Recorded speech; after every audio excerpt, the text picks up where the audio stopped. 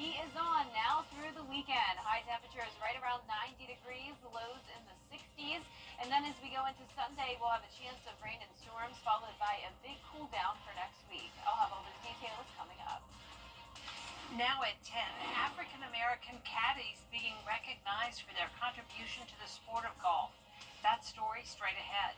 Plus mosquito invasion. What's being done to control the bug population? As your news at 10 starts now. Live from Television Park, this is WJBF News Channel 6 at 10 on BTV.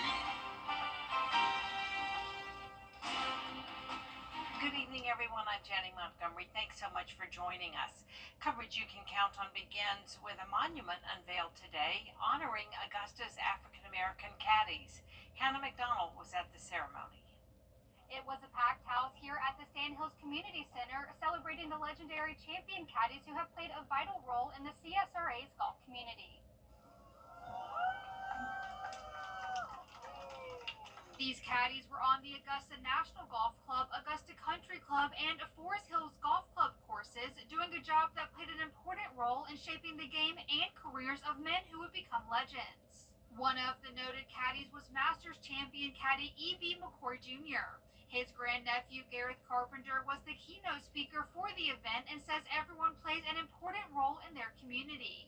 To the young players coming up today, and to everyone who carries the love of this game in their heart, this is our history, and it is our responsibility to keep it alive. The artist of the monument says it took him 2 months to complete the painting, working on it for 6 hours a day. Before he started working on it, he wanted to make sure he did his research to capture the history as well as the brotherhood these caddies had. I had to look for ways to tell these different stories, and the flowers is about giving the flowers. The black and white top is about showing the history in the past, and just want to know what those conversations are right there in that moment was precious to me. Many of the caddies lived in the Sandhills neighborhood. The standing room only crowd was filled with families and friends supporting their loved ones who helped shape and left a lasting impression on and off the course. Let this serve as a reminder that the footsteps of those legendary caddies echoes through Augusta. Their legacy live on in every young caddy who picks up a bag, every golfer who learns the game, and every dreamer that believes golf is for them too. This tribute will be a lasting reminder to locals and visitors of the contribution Augusta's caddies have given to our town. In Augusta, Hannah McDonald, WJBF News Channel 6. People from all over the globe will be flying into Augusta. Typically, there aren't any air traffic controllers at Daniel Field Airport. But next week, hundreds of flights will land on the tarmac. Last year, there were more than 500 flights, and this year they're expecting around the same number, if not more. We have a control tower here on the airport, and this is the 1 week out of the year that it is manned by air traffic controllers. And we always look at this. The best analogy that I can use for this week is it's like a symphony with the air traffic controllers being the conductor, and everybody has their part to do. They're expecting light air traffic to begin this Sunday. It's time now for a first look at the weather with our chief meteorologist, Jennifer Tracci. Well, it's a nice dry night, and we had a very warm and muggy day. You're taking a live look in on our Terry Lambert Hyundai Skyview Cam in Waynesboro. Today's almanac shows we had a low of 71 degrees. A lot of times in the summertime, our lows aren't even that warm, so we beat our record by quite a bit, our record highest low temperature, that is. And then our high today was 89, also well above that average of 75. Around the CSRA, we're sitting in those low to mid 70s now, still very warm and muggy out there. 73 in Allendale, 76 in Augusta, 74 in Millen. It's definitely nice to not need a jacket for a change if you're headed out late tonight or early tomorrow morning. Dew points are making it feel even warmer, of course. We have dew points in the lower 70s in some of our southern counties, and winds are coming in from the southeast. That's what's keeping us so warm. 10 miles per hour in Augusta, 11 in Aiken, and our winds are still gusting up to around 21 miles per hour in Bamberg, 15 in Aiken, so windy over in our South Carolina counties. Now, pretty quiet weather, though, here in the southeast, but up towards the mid-south and midwest, we do have the stalled frontal boundary bringing showers and storms from Tennessee up to around Pennsylvania. Unfortunately, unfortunately, this has been dumping a ton of heavy rain, bringing a lot of thunderstorms as well, tornado warnings over the past couple of days there, and that threat of severe weather will continue for that part of the country into the weekend. Now, for us, we'll see a round of rain and maybe even a few strong storms on Sunday, and that will mark the beginning of a cool down as we head into next week. I'll have a look at exactly how much those temperatures will cool down by coming up. But back to you, Jenny. All right, thanks, Jenna. The central Savannah River area has a lot of mosquitoes because of the humidity we have here.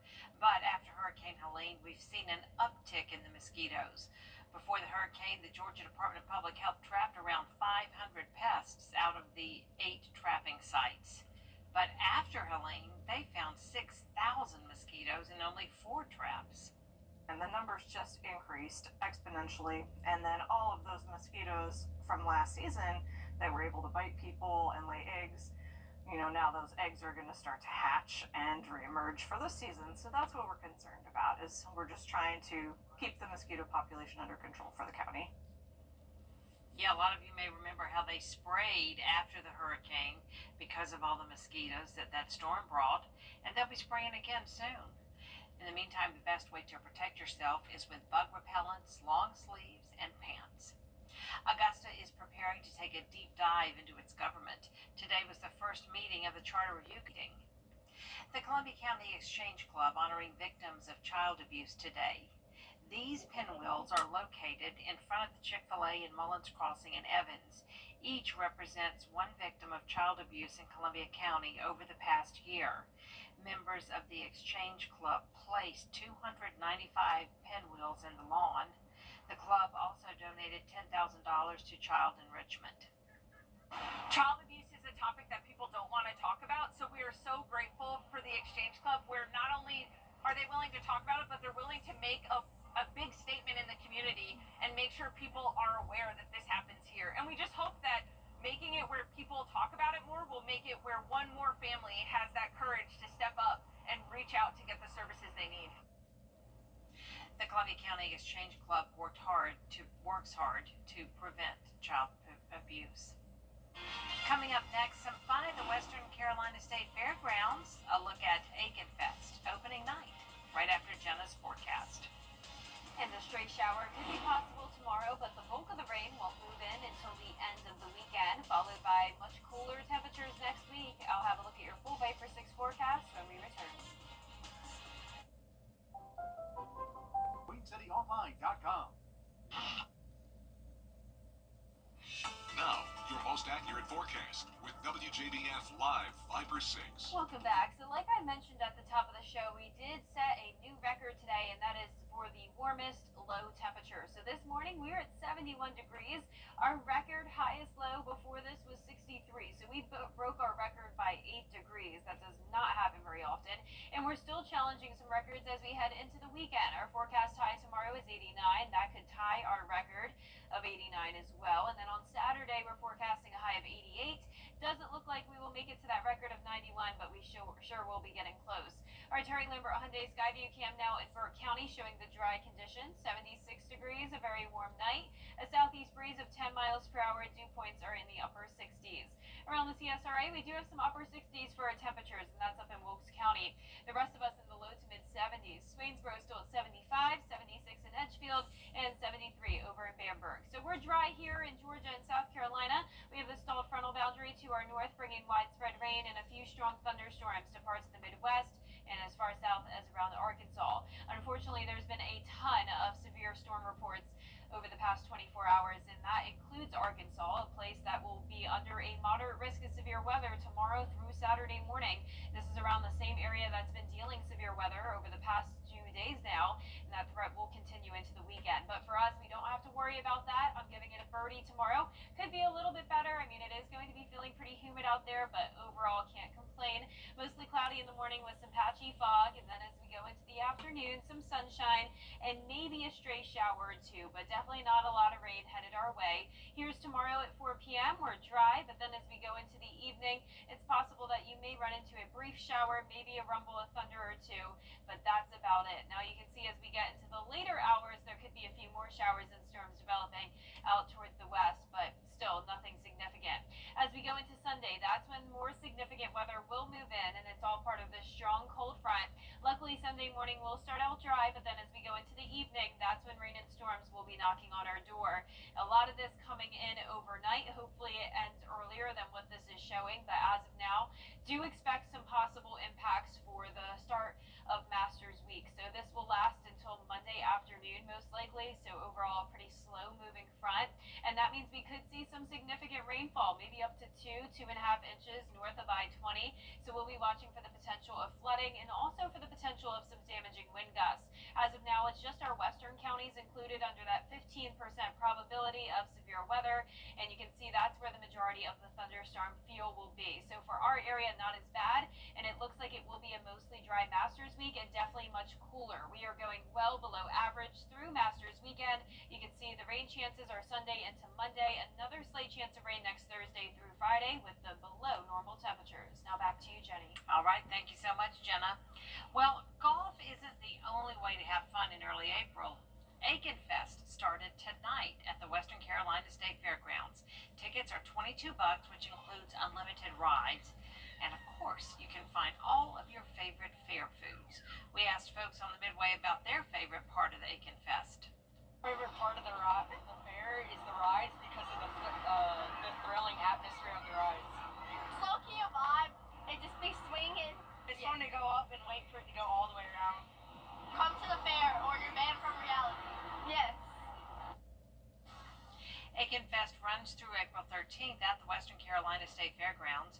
For more information, go to aikenfestival.com. Coming up, South Carolina's treasurer answering questions about the mystery money mistake. Those details when we come back. First time that when I see him, a lot of stuff came into my mind because I wasn't prepared at all.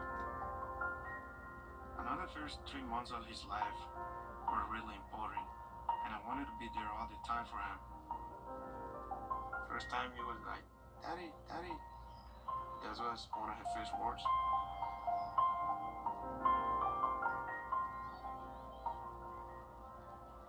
He grew up so quick.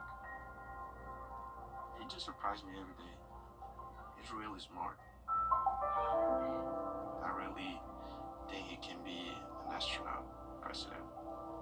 But I'm gonna support him wherever he wants to be. Whether he wanna be a photographer, musician, whatever. As a father, I guess you don't focus on you. I put himself first. That's what a dad does. What kind of future do you want? Is rainy weather putting a damper on your day? Enter to win your very own live Viper 6 umbrella today. Visit WJBF.com and click on Contest and fill out the entry form for your chance to win. Getting your hands on a live Viper 6 umbrella has never been easier. That's right. Lucky winners will be announced weekdays on News Channel 6 at 6. Who knows? It could be you. Sponsored by Busby's Heating and Air. When quality matters, call Busby's. Trusted since 1945. Welcome back, everyone. One of the biggest stories recently in South Carolina was the mystery $1.8 billion reportedly found in a state account. The state paid millions to forensic accountants who determined it was an accounting error. Caroline Yaffa has this exclusive interview with State Treasurer Curtis Loftus. Treasurer Curtis Loftus will speak in front of the Senate on April 21st for a hearing where his future could be on the line.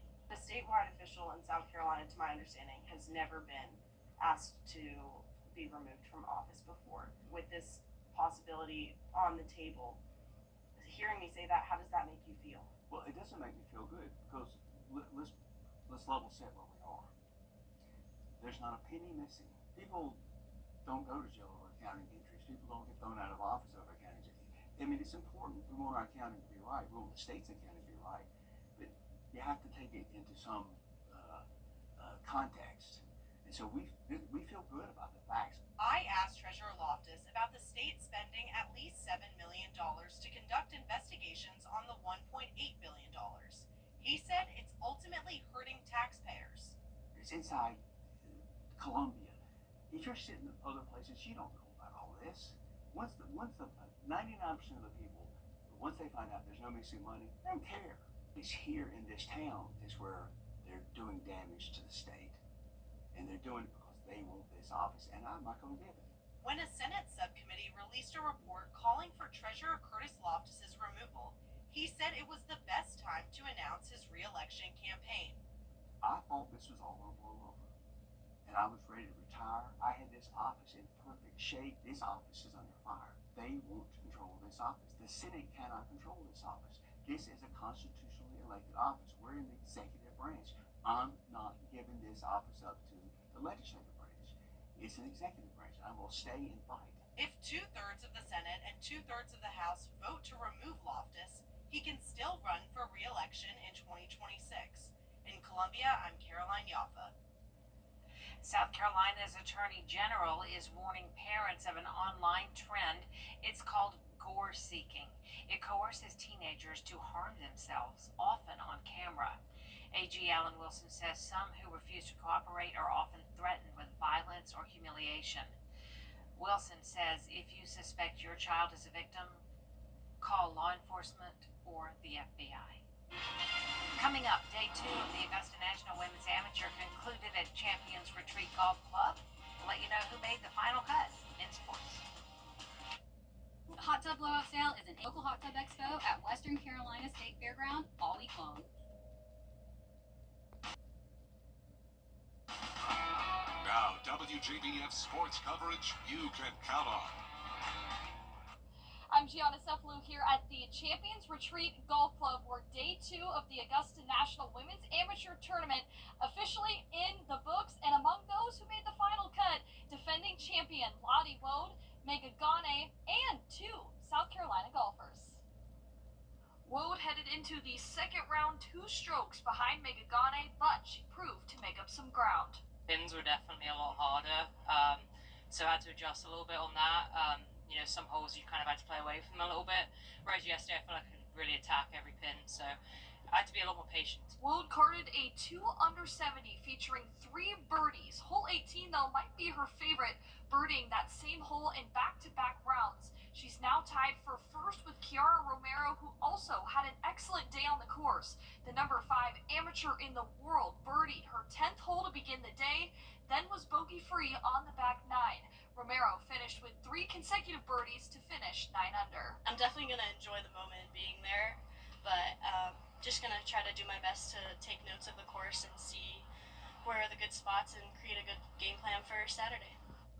Both golfers sit on top of the leaderboard, but the defending champ will look to carry her momentum into Augusta National. I knew I was going off earlier than Mega, so I just thought that if I could maybe get a few birdies near the start, then, you know, I'd kind of show that I could catch her, and managed to do that on I started on the back nine, but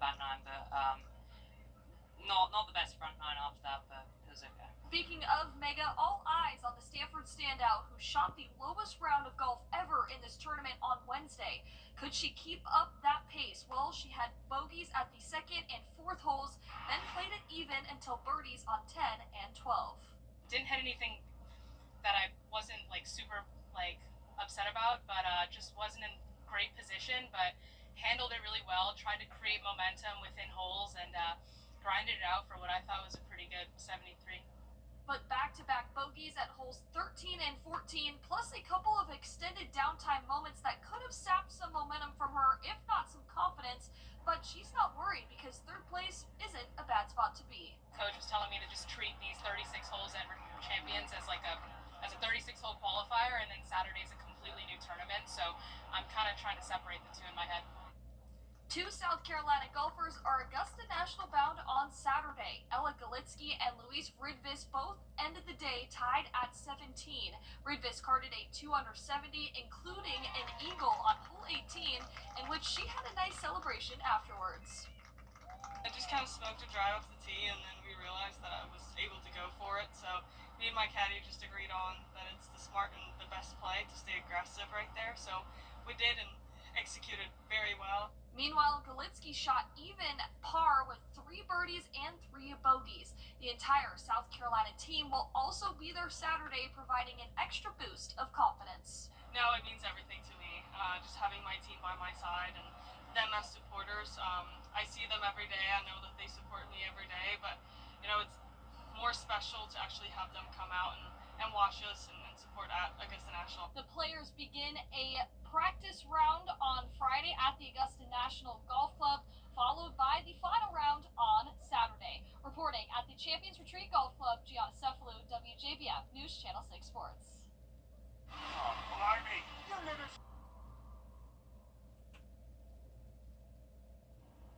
And last but not least, today concluded round 2 of the Augusta National Women's Amateur. It's a special experience for the golfers. But it's a special experience for the patrons as well. Barclay Bishop has the story. The time has come. The shuttle doors open, you walk through the entrance, grab your spectator guide, then what? Definitely shopping first, and then pictures, and then food. I just want to watch the tee off, because for me that's the most interesting part, because it kicks off the whole event. I mean, you kind of have to hit the gift shops, right? Or to eat. Yeah, you gotta eat. Yeah, you gotta try everything. Look for your sister, maybe? Maybe look for the sister, but take it all in. His sister is Lauren Wen. Don't worry, he found her. Moving on to shopping, there are the staples you have to get. Got my banner, has the year on it, and Sigma works out well. It's so fun this year because Augusta National was able to kind of revamp the analog line for us. So we have everything is new. If you snagged one of these, consider yourself lucky. Yeah. Beautiful mint green jumper. There we go. I had to. It's probably too hot for that today, but anyway. That shopping can really work up an appetite. To the concessions we go. Incredible. Where you can get a sandwich at a golf tournament for $1.50. In Phoenix, you're talking $6-7. We like to get pictures of the concession boards and of the egg sandwiches that we eat. Pictures, pictures, pictures. Everyone is looking for that perfect angle. Do you feel confident about the final product of your photo? We'll see. I think the viewers will be the ones that determine that, right? It's gonna go viral. Yeah, it's gonna we'll go see how many viral. hearts I get. But for others, a perfect patron experience is finding some empty rocking chairs and taking in the sights and sounds as they pass by right in front of you. We're seeing people out here just walking from all over the country as they're walking, and we are listening to different languages and people talking. I'm like, man, these folks came to Augusta in droves, and it's a beautiful course. It really is just such an exciting time in Augusta. Yeah. And seeing people from all over who love to take part, it's great. And I'm glad they had nice weather today. I mean, they're probably Yes, thinking indeed. it feels pretty hot, but I mean, we'll take that over the rain any day. You can see tomorrow, very low chance of rain at just 10%, mostly dry as we head into the weekend. Then a higher chance of rain and storms Sunday night into Monday morning, but most of next week looks dry and definitely much cooler. Comfortable afternoons, but some chilly mornings.